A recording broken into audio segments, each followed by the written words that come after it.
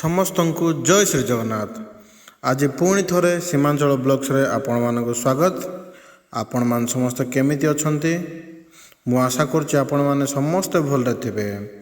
ଆଉ ଆଜି ମୁଁ ଏମିତି ଗୋଟେ ଗାଁରେ ପହଞ୍ଚିଛି ଇଣ୍ଡିଆର, ମାନେ ଆପଣ ଦେଖିଲେ ବି ବିଲିଭ୍ କରିବେ ନାହିଁ, ଏଇଟା ଜନ୍ନତ ବୋଲି କୁହାଯାଏ ଆକୁ। ଆଉ ଏଇ ଗାଁର ନାମଟା ହେଉଛି ମାଣାଗାଁଓ। ଏହା ହେଉଛି ଇଣ୍ଡିଆର ପ୍ରଥମ ଗାଁରେ ନାମିତ କରାଯାଇଛି ମାଣାଗାଁଓ। ମାନେ ଏଠର ସିନେରୀ ଭିୟୁ ଏତେ ସୁନ୍ଦର, ମାନେ ଆପଣ ଭିଡ଼ିଓ ଦେଖିଲେ ଜାଣିପାରିବେ, ଆପଣଙ୍କୁ ଲାଗିବ ପୁରା ଆମେ ସ୍ୱର୍ଗକୁ ଚାଲି ଆସିଛୁ।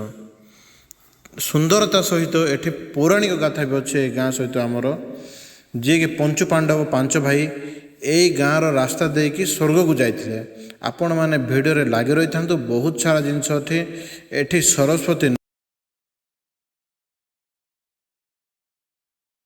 चलो फिर जा अपना कुछ सामान काम करना तो मम्मी को दे दो थैला ये नहीं बाबार घर देखंतु केमती कोन अछि व्यू देखंतु केते सुंदर व्यू लागुचे। आ जाना आप ये बैठने से क्या हो गया सब एठे निजे निजे एटा सिले चंती, एटा किना नाही, हैंडमेड सब देखंतु। घर केमती कोन रहउचंती भी देखंतु।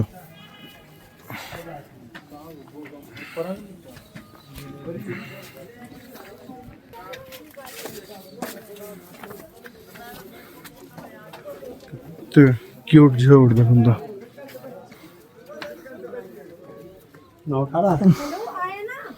और दुकान देखंतु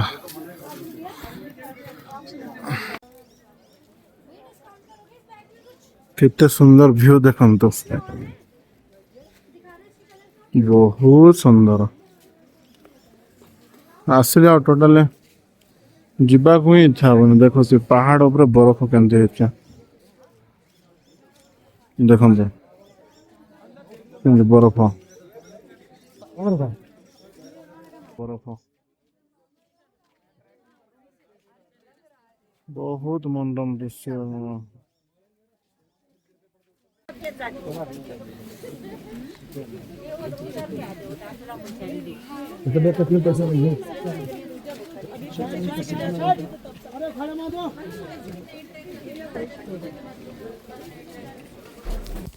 देखंतु गाइस, केते सुंदर व्यू देखंतु।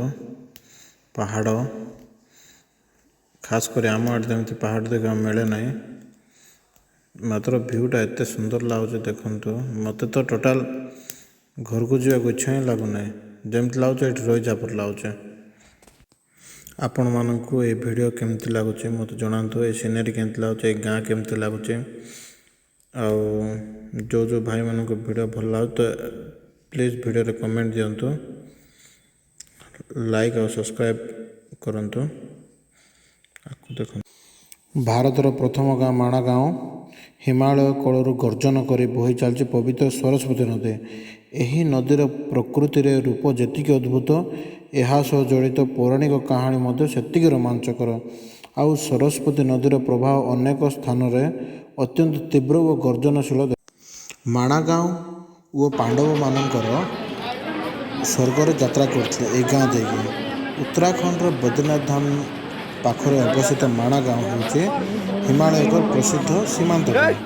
ଏହି ଅଞ୍ଚଳ ମହାଭାରତ ସହ ଜଡ଼ିତ ଅନେକ ପୌରାଣିକ କାହାଣୀ ପାଇଁ ମଧ୍ୟ ପ୍ରସିଦ୍ଧ।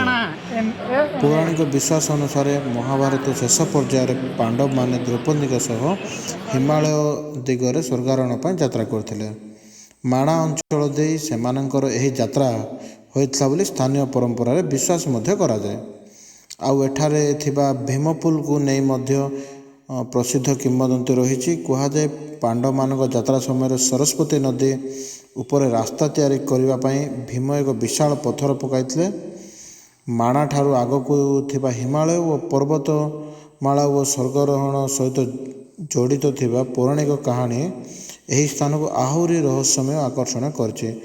ତେଣୁ ମାଣା କେବଳ ଏକ ସୁନ୍ଦର ପାହାଡ଼ିଆ ଗାଁ ନୁହେଁ, ଏହା ଭାରତର ପୌରାଣିକ ପରମ୍ପରା ଓ ହିମାଳୟର ଆଧ୍ୟାତ୍ମିକ ଐତିହ୍ୟ ସହ ମଧ୍ୟ ଜଡ଼ିତ ବିଶେଷ ସ୍ଥାନ ଏଇଟା।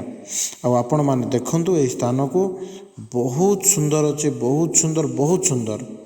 ଆପଣମାନେ ଥରେ ଗଲେ ହିଁ ଭିଜିଟ୍ କଲେ ହିଁ ଗାଁ ବିଷୟରେ ଜାଣିପାରିବେ। ଆଉ ସେଠାକାର ଲୋକମାନେ ବି ବହୁତ ଭଲ। ମୁଁ ମୋର ଭିଡ଼ିଓ ଏଠି ଶେଷ କରୁଛି, ମାଣା ଗାଁର ଭିଡ଼ିଓ। ଯଦି ଆପଣମାନଙ୍କୁ ଭିଡ଼ିଓ ଭଲ ଲାଗୁଥିଲେ ନିଶ୍ଚୟ ଗୋଟେ ସେୟାର କରନ୍ତୁ, କାହିଁକି ମାନେ ଏ ଭିଡ଼ିଓଟି ସମସ୍ତ ଲୋକଙ୍କ ପାଖରେ ପହଞ୍ଚିବା ଦରକାର। ବହୁତ ସୁନ୍ଦର ଭିଡ଼ିଓ ଏଇଟା। ଆଉ ଯେଉଁମାନେ ଚ୍ୟାନେଲକୁ ସବସ୍କ୍ରାଇବ୍ କରୁନାହାନ୍ତି please subscribe, like and comment.